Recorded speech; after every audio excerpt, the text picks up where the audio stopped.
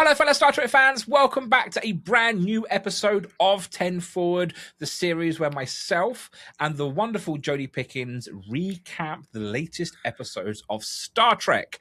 Now, this week, we are, of course, checking out Season 1, Episode 5 of Starfleet Academy. Jodie, how are you this week? I am busy trying to find tickets to the Sisko Museum. Yes, I would love some tickets to the Sisko Museum because, well, perhaps when we're in Vegas, there might be a Sisko Museum. Maybe. That would be awesome. You never know. That might be cool. I would love that. No, Yeah. I'm doing great. This episode, it just made my Star Trek heart swell 10 times bigger. This episode is something quite special, I think. So it really is. It really is. I'm I think excited to talk about it. With us alluding to it, let's get in then, shall we? So the episode is, of course, titled Series Acclimation Mil, which is written by the incredible Kirsten Beyer and Tawny Newsome. So this episode belongs to Sam, and it's equal parts hilarious and quietly devastating. Sam introduces herself like a personal log with a pulse. She's created a little over 200 days ago on Kasq, her photonic homeworld. In a galaxy packed with species, she is pretty unique. She is she is the only photonic cadet at Starfleet Academy, and she's also Kasq's emissary to the Federation. Diplomat, bridge builder, living first contact, but Kasq is watching. Sam's makers want her to study organics and report back so they can decide whether, they can trust them or not. This sounds like something we've heard before. Photonic history is why Kasq is cautious. They were created by organics long ago and used in service, and now they want a connection, but only if it's safe. Sam tries to understand organics with data. Well, let's face it, her observations are peak Sam. She's learned that, for example, that Cadet Darren Ramey's species is essentially allergic to bananas, and that if he eats one, he vomits, in the most sparkly, spectacular way of glitter. It's absurd, and it just reminds us that Academy's class is still learning on how to exist together. To understand organics, beyond charts and data, Sam chooses a music elective, and of all the instruments, a theremin, which, let's face it, for her is the perfect choice. No keys, no strings, just presence and intention shaping sound. She tells her makers that music helps her read organics because, organics communicate in a contradiction. We do. What they feel, what they do, and why what they refuse to admit can all be different things. But her makers are not charmed. They want a clearer method, so they order her into a late semester course called Confronting the Unexplainable. Sam sees a headline that hooks her instantly. The Fate of Benjamin Sisko. Another emissary, another mystery. And Sam's decided that she's going to solve it. She charges into Professor Ilsa's office to enroll. And yes, this is Tawny Newsome in a full alien prosthetic, which is delightful. She warns her that, she has missed too much of the year already, and Sam calmly counters that she processes information incredibly quickly, and that she can make Sisko her project. Ilsa tries to explain that, solving the emissary is not the point. Sam basically decides it is now. So Sam gathers a team, Genesis, Jaden, Ramey, and Caleb, and they start with the Bajoran children's book, Sisko at Deep Space Nine, Sisko as emissary to the Prophets, the Fire Caves of Celestial Temple. Genesis adds Starfleet's record. Sisko is missing in action for more than 800 years. Jaden says he must be dead. Remy argues that it's better for him to be transcended. Sam wants evidence, and she barges into the Bajoran Club and tries to fact-check Faith. We can all know how that's going to go down. A Bajoran tells her that her part is strong, and Sam says his too, and then asks for something more tangible. It goes awkwardly, and Chancellor Nala Arke steps in with the most Arke wisdom possible. The questions reveal the most about the person asking them. And keep asking, and you all learn who you are. Arke points Sam to the Benjamin Sisko Museum in New Orleans virtually. Don't understand why when teleporters are a thing, but there we are. Sam explores DS9's history and finds a Bajoran orb described as the way to connect with the Prophet. Sam calls it an interdimensional comm badge and tries to contact Sisko and, to no surprise, she gets nothing. No belief, no connection, nothing. Then the museum gives Sam a moment, the moment she did not know that she needed. Jake Sisko appears in projection, reprised by Sir Lofton. Sam expects the legend. Jake tells about gumbo, baseball, and fatherhood. Not emissary talk, but love talk, and it lands. Professor Ilsa teaches Sam through gumbo, tomato or no tomato, the point of choice. So Sam brings Sisko family recipes to her friends and asks them to describe what they feel when they eat them because, well, she can't taste. Meanwhile, Cass tightens its leash 1 week. That's all she's got. And if Sam fails, she returns back home to Kasq and stops reaching out to organics forever. A countdown runs in her interface, and suddenly Sam is not just studying an emissary, she is living the pressure of being watched. RK also tries to diffuse the bigger Academy tension by helping Kelrec rehearse a diplomatic dinner with an Alfretti delegation. The Doctor runs the ritual with an intense precision. Rena refuses to take any of it seriously, and Kelrec's discomfort finally boils over. And by the end, even a shared laugh in the turbolifts hints that RK and Kelrec might actually start trusting each other, which is exactly what the cadets need modelled. Back with the cadets, Caleb tries to hack Sam's system so she can actually taste.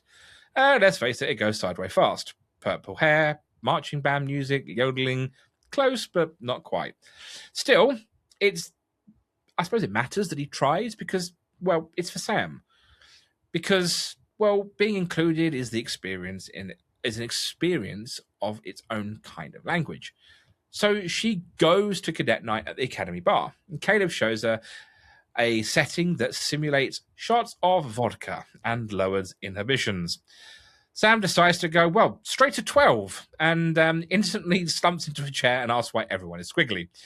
The night spirals into dancing, and, well, let's face it, the War College turn up, so there's more tension, and Sam has her breakthrough mid-chaos. Maybe the mystery is not where Sisko went, maybe it is what being chosen costs, and who pays that price. When a fight brews, and yes, Sam threw the first punch, Sam jumps in yelling bar fight. I am the emissary, and punches a War College Vulcan. Outrageous, iconic. And in sickbay, the Doctor is less than impressed. Sam asks if he knew Sisko, and he didn't. But he did meet Jake. And when Sam asks how Jake got over losing his father, the Doctor snaps, "You move on." And Sam refuses that answer. The Doctor insists that, well, you can hear the wound underneath. Back with Professor Ilsa, Sam admits that she's failed and didn't solve the mystery. But she learned the point. Emissaries do not get clean outcomes. Ilsa responds by handing her a hard book. Anselm, Jake Sisko's unpublished work, which is Father in Bajoran. As Sam reads it, Jake appears again and gives her the truth she needed, that, well, Benjamin Sisko, the father, and Benjamin Sisko, the emissary, were inseparable. He was chosen, but he was also chose. He found his way inside the purpose he was given. And then Ilsa reveals herself. Trail spots. Ilsa Dax. A Dax who knew Sisko and protected this book until somebody like Sam needed it. Sam finally knows what to tell Kasq. You cannot understand organics by algorithms because, well, their purpose is not understanding. Their purpose is becoming. And Sam tells her makers that she will succeed on her terms, even if they call it disobedience. She returns to the theremin, choosing connection over certainty, and the episode closes with the Deep Space Nine theme music over the credits and a thank you to Avery, and honestly, it hits. That's this week's episode. So, look, Jodie, we have got so much to talk about here. Because let's face it, this episode is a strange love letter to DS9. Oh, it's a love letter to DS9. It's a love letter to Trek. This was both new and nostalgia served up to perfection. At the same time. Yeah. Yes. And I'm here for it. I keep hearing myself say this week after week, but these episodes are so worth rewatching. Absolutely. Because they are so packed with stuff. Just so much stuff. I mean, look, there's a very subtle hint with the tomato. that Ilsa is more than she lets on. Yes, but absolutely. Not to this extent. And now all I can say here is this is Tawny. This is typical Tawny Newsome. She's not going to come in as some side part, just a background. No. She's going to come in as Dax. Of all the people to come into Star Trek as in the 32nd century, Dax. It's unexpected and exactly who we wanted it to be. Absolutely. Right? Either that or Sisko's great granddaughter. But that's expected. Like I thought that's what I thought. First watch. Boom. That's what I thought. It's going to be, it's someone in the lineage of the Sisko clan. Oh no, it's one better. It's Dax. It's Dax. Jadzia now lives on. Ezri lives on. Ezri Curzon lives on. And all the other, and also, I suppose that also now opens up Dax's timeline because there's probably 150 symbionts here, 150 hosts, here, that we've yet to meet. And this is why we love to know what species she is. Oh, I know, right? Like, she's obviously a Trill hybrid of something. But if we can have a Jem'Hadar and Klingon, we can have a Trill Talaxian, whatever, or Trill Ferengi or something. All I had to hear was the voice. As soon as I heard Tawny's voice, I was like, I'm in. Yep. Totally sold. Absolutely. I do have to give this episode credit too, because at the beginning, where it's Sam telling us, narrating us through this, but we also get all those displays of like Sam's handwriting and little drawings. And it really is, at first I was kind of caught off guard by them, but it really is such a great reminder of Sam is less than 200 days old. She is a 17-year-old toddler. And so her drawings and her penmanship are still very childlike. Yeah. And it matches. Well. I think that's the other thing I really love is the fact, and also, the first hint we get is a CBS production. No, it's crossed out. It's my story. It's just like, it's okay. So, I don't know what to make about this. Let's see how it goes on. But I loved how it matches her personality that we've seen so far, where she is like this complete chaos and unaware and just over eager for everything, and like her crossing out Paramount production. No, this is my story. This is me. It's all about me, and that's so very teenage toddler. And I was, I loved it. I loved it. The other thing I loved about this as well is it's full of spelling mistakes. Oh, yes. So, Sam's holomatrix obviously has a, homeworld listed, Earth. And going back to our good friends at Trek Movie here, because they've got the list. Thank you, Trek Movie. Right. Earth, Vulcan, Orion, Kasq, Denoblia, Andoria, Bajor, Delta, Ferneganar, which is supposed to, I'm guessing, as Ferenginar. Right. Right. But also the fact that we have that little monologue at the beginning where she then goes through that's 4,633 species with 37 trillion individuals. So again, we're world building here. It's not just character development, we're world building. We're expanding the fact that there's 4,500 species of alien that Starfleet has come across in the last 3,500 years. That's what I'm loving about this series is that it is storytelling, it is character development, it is world building. This is what we've been asking for in our series, and we are getting it served up on a silver platter in this one. And absolutely. Yeah, I'm all in. There's also a surprise actor in here as well, which is Chiwetel Ejiofor, however you pronounce his name. I'm really sorry, I'm butchering names today. Who was obviously in 12 Years a Slave. Mm-hmm. He is the voice of Sam's creators. It was like, when you hear a voice and you go, I know that. Where the hell do I know that from? Yes. Yeah, it took me a few minutes to figure it out. And I just thought, that whole scene with the Doctor and Jet Reno and that B story. Oh my gosh. It was like just a comedy moment in the making. And you had some of the strongest players in there to take advantage of that. And having Robert Picardo and Tig Notaro sit next to each other and get to act in a scene together, that's golden. Absolute gold. The whole trumpet thing as well, I just thought was brilliant. Oh my gosh. They couldn't have made that more awkward. Like, of all the diplomatic aliens. You had that weird spoon, which was zigzag shaped with a bloody great hole in the middle of it. And Jet Reno's going there. I'm more concerned the fact that none of us have got a normal spoon. And then there was a knife that was very similar as well. It's yes. Anything they could do to make that scene any more awkward, I think they hit the nail on the head there as well. They really did. And what I loved about it, too, even though it's maybe not the strongest part of this episode, but it tied into the exact storyline that was being told through Sam. And it all tied back to that line Ake delivers when Sam is called into her office after the Bajoran Club fiasco. Yep. And she says... the 12 shots of vodka later. Well, right. Yeah. That was shots. to come. Yeah. But like she says that questions reveal the most about the people asking them. So keep asking questions and you may learn something about yourself. And that really is the theme of the entire episode. And it applied not only to Sam. It's a theme for the entire show so far. Well, absolutely. Absolutely. But I love that. Like that's one line delivered by Ake, who's, the kind of the central character there that's tying these people together. And it helps Sam grow. It helps Ake's relationship with Kelrec. It's just well written. Well, let's talk about Kelrec for a second.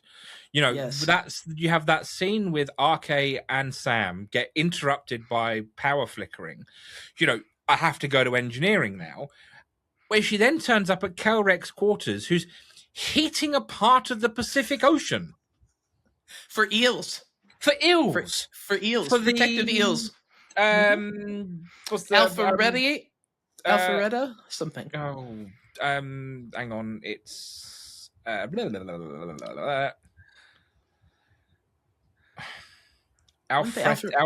I think it was.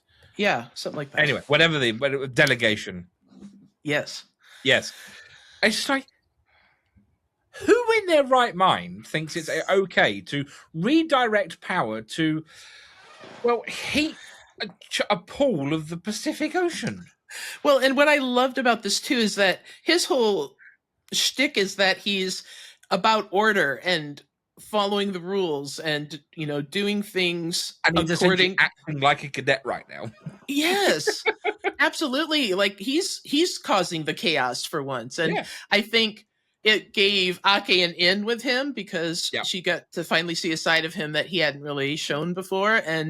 But he also shows a side that we've never seen before. The fact that he gets very emotional and upset with Ake at the end of the dinner scene because in his eyes, she abandons Starfleet and that as a Lanthanite, she should be better. Right. And the fact that he called her out, not just to her, but in front of others, like in front of the doctor and Reno. So I love that. And I think it also taught us a lot about Ake because she didn't hold it against him. No. If anything, I think it's cleared the air.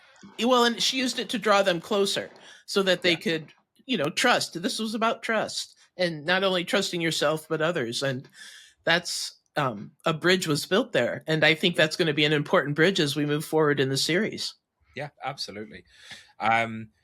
So, I mean, it's not a perfect episode. I mean, it's pretty damn close, but it's not perfect.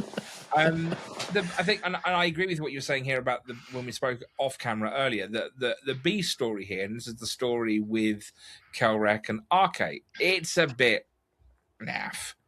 It's a bit weak in places. It feels a bit shoehorned in.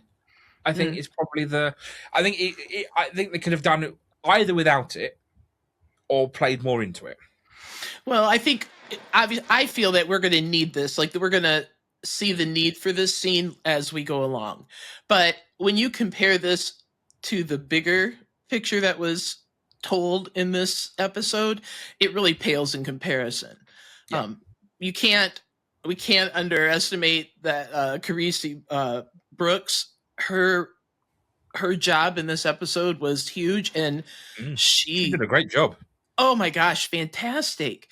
The balance of chaos and the weight of the pressure of representing her entire species and homeworld, it's just so well balanced and very Sisko-esque, right? Like that struggle that he had throughout DS9 between Starfleet, his family, the Bajorans, the prophets, like he was constantly being pulled and trying to find balance there. And I love that was mirrored a bit with Sam in this episode, and just done so well. This was, you have to give so much credit to Kirsten Beyer and Tawny Newsome for the way this episode was written, because like I said earlier, it's that balance of nostalgia and moving this current story forward. I mean, it's a Trek lover's dream. And I feel, too, that it's not just about, like, if you know DS9, you're going to obviously be thrilled with this episode. Yeah. But I think it's going to make people who don't know DS9 want to go back and see it. And exactly. No, and I think that's perfect. Yeah. Well, anything to drag more people back into DS9, because, DS9 is awesome. Yes. So there's a new storyline forming in this episode. Mm-hmm. And I'm going to be very intrigued to see where this goes. Where we start the episode at the very beginning. We have War College now invading Academy, because obviously all of their classrooms are damaged because of the rather emotional plants, should we say? Right. Start this, exactly. So we start this episode in the the atrium. That's the word I was looking for. The atrium, where you have I can't remember his name now. Raimi. Yeah, Raimi putting a laser down the middle of it, going, right, War College, you stay on that side, and we'll stay on this side. It gets a little bit funky. Reno comes along and goes, "Ooh, fancy," and just stills it. Love it. And then the camera turns, and then you have Kyle and Jaden. Kind of a hint, don't really get anywhere with it. And then we get all the way through to the bar scene, where essentially Kyle is full on flirting with Jaden, and I don't think Jaden is any the wiser. No. And it's beautiful and wonderful, and I am here for every moment of it. Awkward at the same time. Mm-hmm. It's all of the above. So I'm really intrigued to see where this goes. Yes. I also have to give a shout out during the bar scene that the wait person was played by Jackie Cox. Yes, it was Jackie Cox. Yep. Oh my gosh, that was fantastic. Loved having them in there. I thought it was perfect. Loved that. And that is I mean, let's face it, it's San Francisco, Right. It ticks all the boxes. Yes. But yeah, so look, all in all, it is a phenomenal episode. Now, obviously, the episode ends with "Thank you, Avery," and then we have a monologue. Oh, the little voiceover. Now, I'm trying to work out: is this a new monologue? I can't answer that yet because I don't ever remember hearing it. No, I don't either. But I've got some. Someone's going to come up with it probably before we do, but we've got to know. Well, obviously we know. Hang on, I'm just googling it now because I have the transcript of the monologue here, and I'm just trying to see. I'm just literally copying and pasting it into Google to see if it's new. Oh, right. Yeah, it's not something that comes up. I didn't. Yeah. Okay, so the snippet is from Avery Brooks's album that he recorded. Lofton explains the album called Here, which is a play on words. Okay, so fine. Okay, so it's not anything new as such, but new to Trek in a way. It's new to Trek, but it is. Divine laws are simpler than human ones, which is why it takes a lifetime to be able to understand them. Only love can understand them, and only love can interpret these words as they are meant to be interpreted. Which also, in itself, is a contradiction, which is very Avery. Very, very.